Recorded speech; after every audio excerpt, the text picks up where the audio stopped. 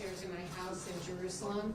I knew that Hersh and a friend of his were sleeping out, doing camping somewhere. I didn't know exactly where. Yes.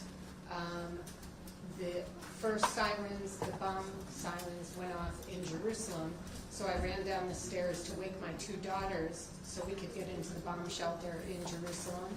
When we got out 10 minutes later with the all clear, I normally don't use my phone on the Jewish Sabbath, but it was an emergency and I needed to know where my son was. So I turned my phone on, I believe at 8:23 in the morning. And when I turned it on, there were two texts in a row from Hersh at 8:11. The first one said, "I love you," and immediately at 8:11 also it said, "I'm sorry." And so I knew immediately wherever he was, it was a terrible situation. I took it to mean, I love you and I'm sorry because whatever is going to happen is going to cause you tremendous pain and worry. Since that time, I of course tried calling him right back. There was no answer. I texted him a couple times, "Are you okay?" I've not heard from him since the text I received at 8:11 on Saturday morning. We've since found out from putting together eyewitnesses from a picture from inside of a bomb shelter that we saw. We tried to put together who was in that bomb shelter with him. We've spoken to eyewitnesses. We know that he was injured in a gun battle. I mean, they were all civilians at a music festival. They were fish in a barrel, sitting in this bomb shelter. Terrorists came to the door. They were throwing grenades in, shooting machine guns, and we know that Hersh's arm from the elbow down was severed, was blown off, and that he tied a tourniquet around with his shirt, and Hamas came in after the gunfire settled down and said, "Anyone who can walk, stand up and walk out." We are told that he was completely calm. I think he was probably in shock. And he got up and he walked out with 5 other people, young people from the music festival, 2 young women, 3 other young men. They were put on a pickup truck and driven away by Hamas. Then the police told us one thing they knew is that the last known cell signal from his phone was on the border with Gaza. So not much to add. Hersh was at the festival with one of his best friends, Hersh Shapira. By eyewitness accounts from the people we talked to who were in this bomb shelter, several people, independent of each other, said, "Your son and his friend Aner saved our lives, anybody who's alive, because as grenades were being thrown in, they were tossing them back out, they were trying to comfort people." And so I just thought I would add that. Maybe you could add just the origin of the family here in the United States. Sure. I'll just say that Rachel and I both grew up in Chicago. We were living in California in 2000 when Hersh was born. We made Aliyah to Israel as a family in the summer of 2008 when Hersh, who's our oldest child, he was 7.5, almost 8 when we moved to Israel in the summer of 2008. We've been living in Jerusalem ever since. We have 2 daughters, 20 and 17, and I just want to take 1 minute to talk a little bit about Hersh. He is a smiley, fun-loving guy, and people of all ages just gravitate towards him. And if you mention his name to his friends, his teachers, my friends, our friends, you mention his name and people just smile because he's the kind of guy who's just fun to be around and makes people feel good and have a good time.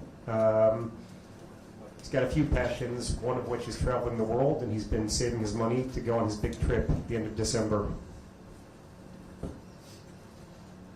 Hi, thank you everybody for coming. My name is Nahal Neta. I'm the eldest son for Adrian Neta. As this tragedy was unfolded on Saturday morning, me and my other siblings were talking to my mom on the phone, trying to calm her down. Things were sort of calm when she heard a lot of gunfire outside of her shelter, and we tried to calm her down. That's when I dropped off the call. And both my brother and my sister were on the call with her as the terrorist barged into her home. And we heard a little bit of screaming, and that was our last contact with her. There was no shooting on the call, and the neighbors downstairs also didn't hear any shooting. My mom used the little bit of Arabic that she picked up working as a nurse in the hospital in Soroka for 20 years to calm down the terrorists. And it is our hope, which is a little bit ridiculous at this stage to say that the optimistic scenario is that she's held hostage in Gaza and not dead on the street of the kibbutz where we grew up.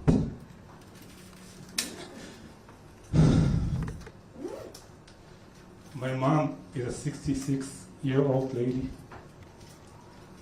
proud mother of me and my 3 other siblings are in the room with me, along with 7 grandkids. She was sitting on the porch of our home in Be'eri on Saturday morning when this ferocious attack happened. My mom devoted her life to helping other people of all races and genders in her practice as a nurse in the hospital in the Negev in Be'er Sheva.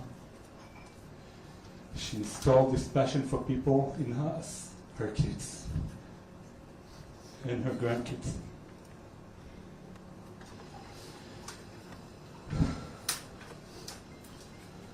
As I said, our last contact with my mom was Saturday morning around 9:45 a.m. as the terrorists burst into her shelter in her home in Be'eri. There are a lot of images spreading around, which I don't feel the need to talk about.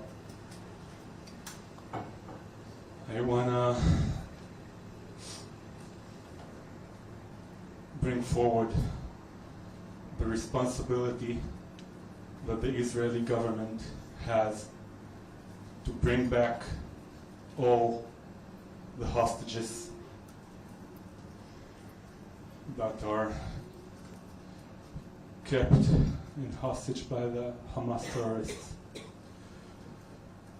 While saying this, I want also to speak about the responsibility that the US administration, President Biden, and the Secretary of State Blinken has for the lives of every US citizen that is out there. And they're responsible to bring the US citizens back home safe and sound. We expect nothing less from the US administration and from President Biden and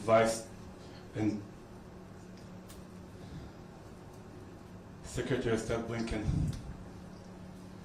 I speak in the name of myself and my family, and I wish for the quick solution for this terrible, terrible situation that all of us are in. We never imagined that this is how it will look. Thank you again for coming.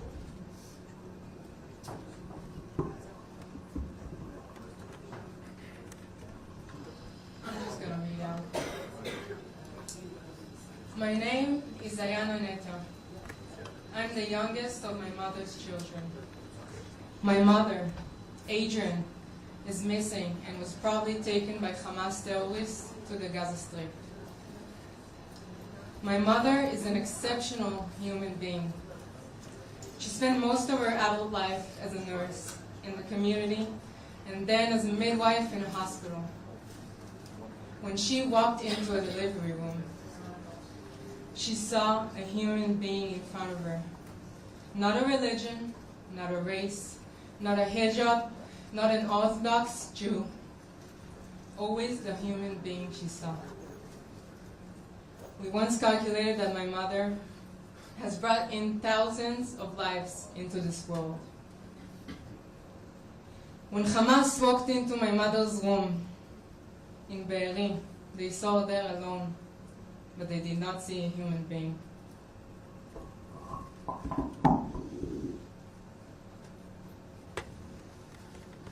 Again, thank you for coming. My name is Levi Chen.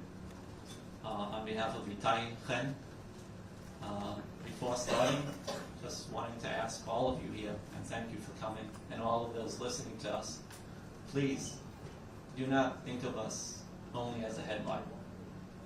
We're more than that. I'm here with my family, my two sisters. We grew up in New York City. We like to say we are the proud outcome of the New York public education system. Still have family out in New Jersey, Long Island. And I'd like to talk about family before talking about Italian. Out of some twist of fate, we became family. In addition to us, we've identified about 10 other families like us that have a U.S. citizen missing. Okay. This family and my family is now missing. We have a missing person in our family. Within my family, I have, in addition to Itai, 2 sons. One of them, the youngest, Alon, is actually celebrating his bar mitzvah this weekend. The bar mitzvah, for those of you who do not know, is the ceremony where a young Jewish man becomes a man. And Itai, in order to be home this weekend, elected to be at his base previous weekend in order for us to celebrate the bar mitzvah as a whole, the whole family. We still hope that that celebration with my sisters and my family will happen in the near future. And I'm sure my friends here as well, or my new family, have additional, events happening that they also wish to have that wholeness of these events. So please, think of us not just as that headline, but we're people with families, and we want to be back families again. Itai, my son, joined the army about a year ago. He's in the armed corps. He was serving on the border of Gaza. The last time that we heard from him was Saturday morning, where he said that they were under attack. We know that he was active, that he was in communication for a while, but since then, silence. The formal indication that we received from the IDF is that he is defined as missing in action. What does that mean? It means that nobody since Saturday morning has been able to physically locate him, identify him, and say that he saw him. It also means that he's not in the hospital. It also means that he's not on the deceased list that has been identified.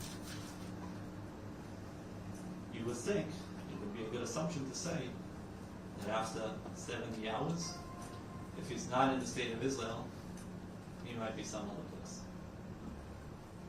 And if that is the case, then he is by definition POW, U.S. citizen, and Israeli citizen. And what we are asking for his captives, for the U.S. government as well, to ask from the captives, Hamas, is to treat him as a POW should be treated according to international law. Meaning having someone visit him, have a doctor see him, have a UN-led representative see him as well. And as said before, we want to go back to become family. We want this to end as soon as possible.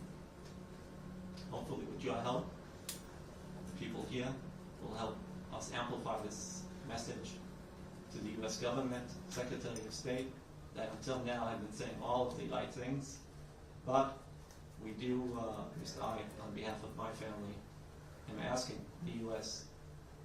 not to take a back seat. The U.S. has a lot of resources at its attention. It is able to do many things that can be different than what the Israeli government could do. And we are asking on behalf of my family for President Biden, where we are sure his heart is in the right place when it comes to Israel, and Secretary of State to do what they can to make this end for us as soon as possible to become family. Whole again.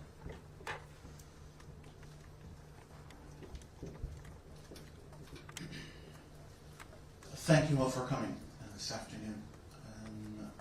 My name is Jonathan Dekel-Chen. I'm a lifetime member of kibbutzim on the border since 1990 on kibbutz Nir Oz. And kibbutz Nir Oz was attacked in the early morning of this Saturday. I have children and grandchildren who live there with me. Kibbutz Nir Oz is no more. It was destroyed in a barbaric, inhuman attack in which dozens of my friends, my neighbors, were killed. Many dozens more are either known to be hostages or missing. I'm here speaking today,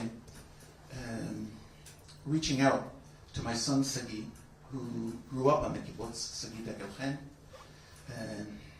He's an arm length away in Gaza, evidently, but couldn't be farther from me and our family right now. I grew up in Connecticut, as you can probably hear from the accent, but I've never felt farther away from there either. Sagi is the father, as you can see, 35 years old, the father of two beautiful daughters, and his wife is now pregnant with their third daughter. Sagi is exactly the kind of son that every father would want to have.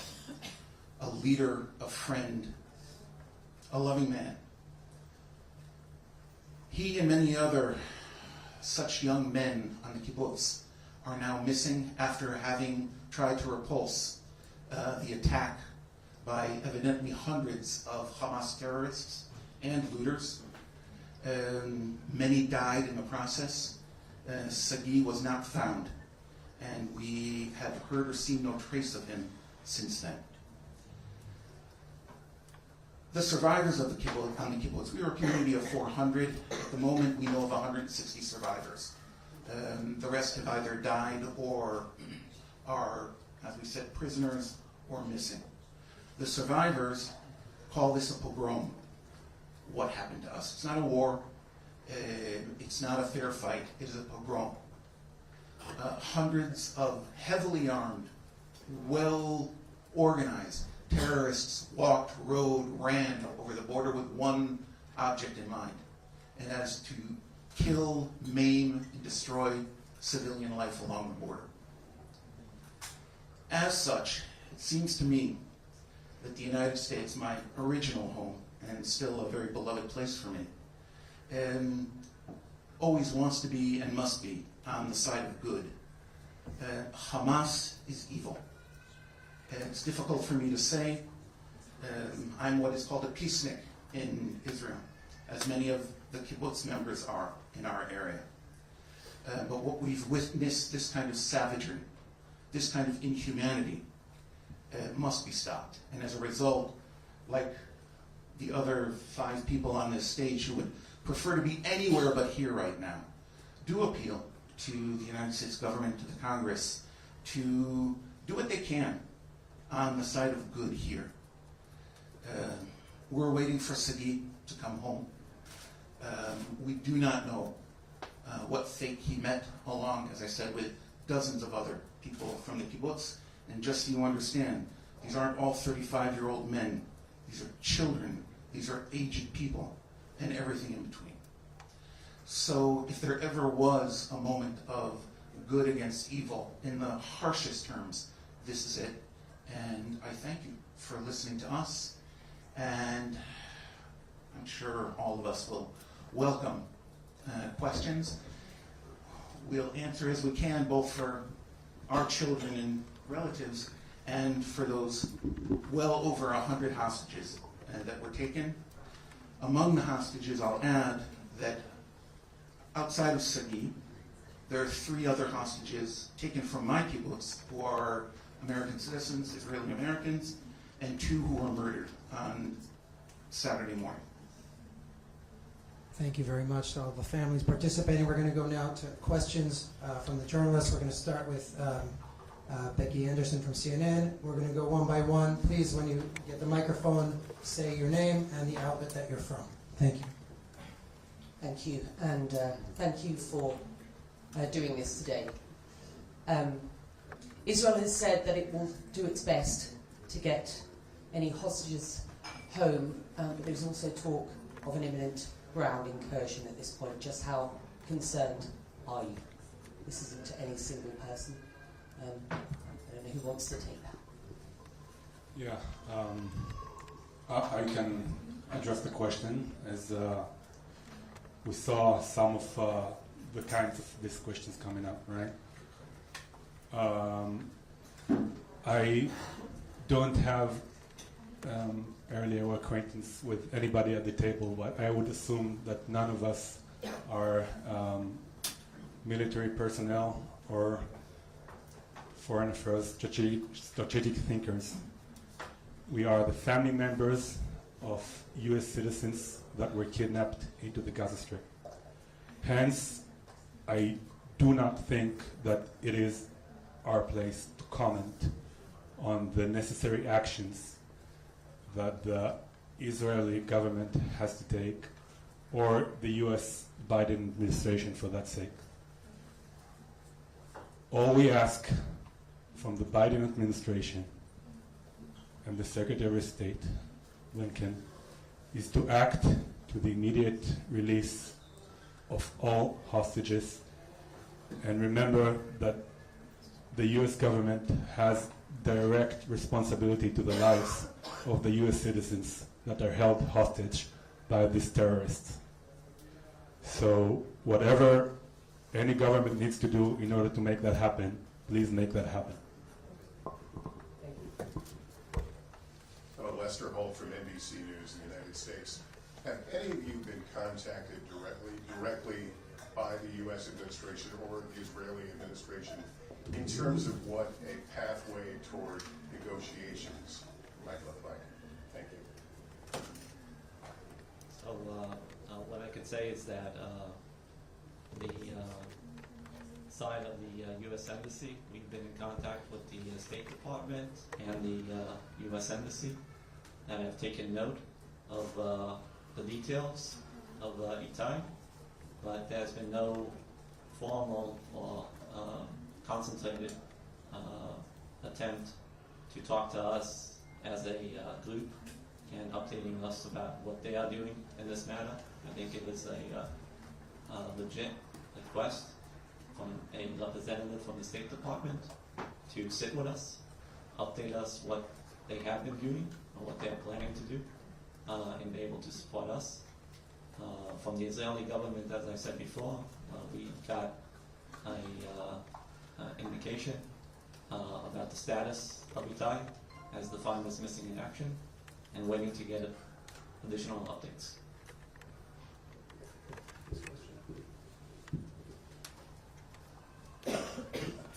By the way, is there someone here from the U.S. Embassy? No one here? Excuse me, what have you been hearing so far from Israeli officials? Can you identify yourself? Yoav Borovich from Can 11 in Israel. So I wanted to know, please, what have you heard so far from officials, from Israeli officials? How much information are you getting? And what's your expectation of Israel regarding the situation?